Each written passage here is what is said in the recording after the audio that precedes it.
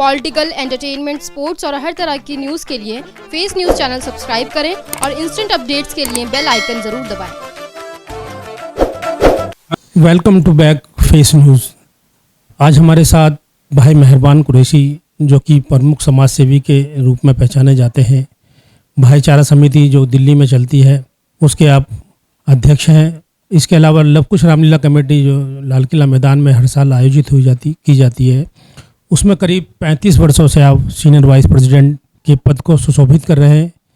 इसके अलावा आप गाजीपुर मछली मुर्गा मंडी, जो कि दिल्ली सरकार की एक संस्था है, उसके आप चेयरमैन हैं। इस टाइम सरकारी पद पर आसीन है, मगर इन तमाम मसरूफियात के बावजूद आप जो समाज को समर्पित हैं, समाज सेवा में पूरा सहयोग करते हैं। समाज के जो दबे कुचले लोग हैं या जो पिछड़े लोग हैं, खासतौर से उनके लिए इनकी सेवाएं रहती हैं। तो आज हम उनसे भाई मेहरबान साहब से, क्योंकि ये रमज़ान का आखिर चल रहा है, ईद भी आने वाली है, कुछ ईद से मुतालिक सवाल करेंगे। इसके अलावा कि उनकी सेवाएं किस किस तरह रहती हैं और आगे समाज में जो इस टाइम बिगाड़ पैदा हो रखा है, आपसी नफरत भाईचारे में जो कमी आ रही है, उससे संबंधित हम कुछ बात करेंगे। तो बहुत बहुत स्वागत है मेहरबान साहब आपका। शुक्रिया। मैं सबसे पहले जानना चाहूँगा कि अब नज़दीक है ईद, तो ईद के मौके पर जो है मुस्लिम समाज को किस तरह एक मैसेज जाना चाहिए आपसे एकता का, या किस तरह मनानी चाहिए, वो थोड़ा सा मैं जानना चाहूँगा आपसे। ईद उल फितर का जो मायने है, एक गरीबों की सेवा करना, एक अल्लाह की इबादत करनी और एक ज़कात निकालनी। जो 2.5% की एक ज़कात निकाली जाती है, एक फितरा निकाला जाता है, वो गरीबों को, रानी बेवाओं को, मजदूरों को, बिछड़ों को दिया जाता है। और उसमें किसी कास्ट का हवाला नहीं है कि मैं मुसलमान हूँ तो मुसलमान को ही दूँ।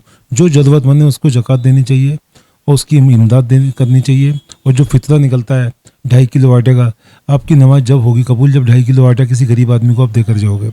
तो मैं सभी देशवासियों को एक तो ईद की मुबारकबाद देता हूँ और तमाम देशवासियों से कहता हूँ, कुछ लोग इस देश में अफरा तफरी का माहौल बनाने की कोशिश कर रहे हैं। हमने बड़ा चौकन्ना होकर रहना है। अपने इलाके में, अपने शहर में, अपने मोहल्लों में कोई भी गड़बड़ी नहीं होने देनी, कानून को हाथ में नहीं लेना।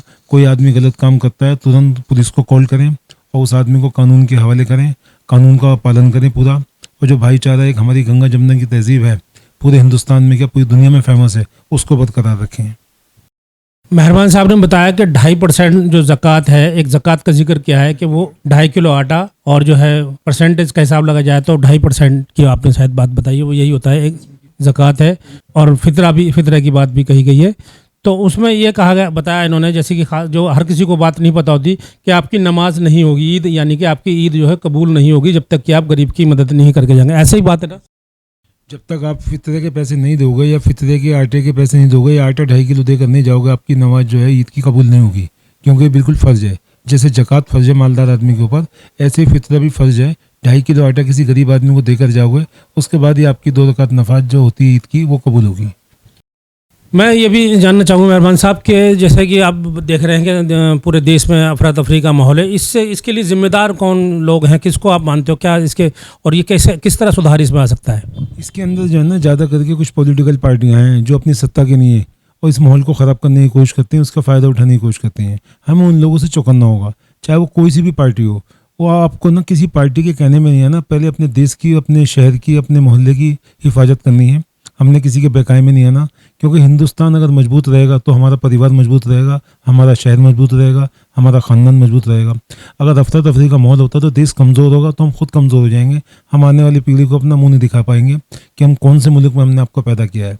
तो मुल्क वही है जो पूरी दुनिया में फेमस था, पंडित जवाहरलाल नेहरू के टाइम से लेकर अब तक का। वो उसी मुल्क को हमने और मजबूत करना है। अपने बच्चों को मजबूत करना है, अपने शहर को मजबूत करना है, अपने देश को मजबूत करना है। किसी की पॉलिटिकल लोगों की बातों में नहीं आना। कोई भाईचारे हिंदू मुस्लिम में तोड़ने की बात करता है तो उसको मुंह तोड़ के जवाब देना है कि हिंदू मुसलमान तो हज़ारों साल से रहते हैं। आज पहली बारी ना तो हिंदू बाहर से आया है, ना मुसलमान बाहर से आया है। सब हम हिंदुस्तानी हैं, पहले हिंदुस्तानी है, बाद में हम हिंदू या मुसलमान या सिख या ईसाई हैं।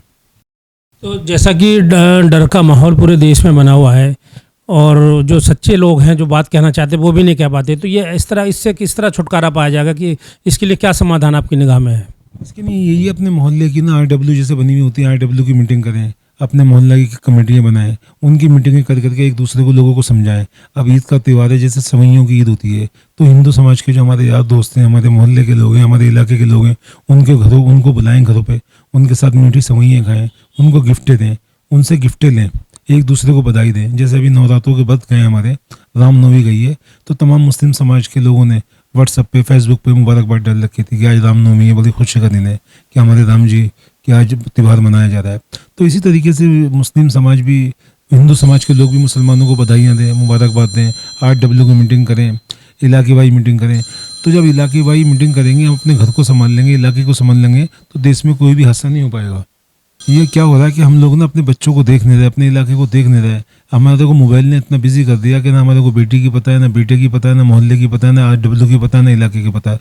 थोड़ी बहुत देर के लिए मोबाइल आपको छोड़ना चाहिए, 2 घंटे के लिए, समाज के लिए, अपने इलाके के लिए, अपने शहर के लिए, अपने देश के लिए 2 घंटे निकालने होंगे। ये थे भाई मेहरबान साहब। इनका कहना है कि देश जो है नफ़रत से नहीं मोहब्बत से चलेगा, और मोहब्बत करने के लिए आपको एक दूसरे से मिलना पड़ेगा। सभी धर्म के लोग एक दूसरे से का आदर करें, सम्मान करें, उपहार पेश करें। ईद के मौके पर मुस्लिम समुदाय के लोग जो है दूसरे जो मज़हब के लोग हैं उनको उपहार भेंट करें और उनके साथ बैठ कर सेवइयाँ खाएँ। तभी एक ईद होगी और असली ईद होगी, और फिर पूरे हिंदुस्तान में अमन चैन और सुकून होगा। इसी अपडेट के साथ देखते रहिए फेस टू फेस।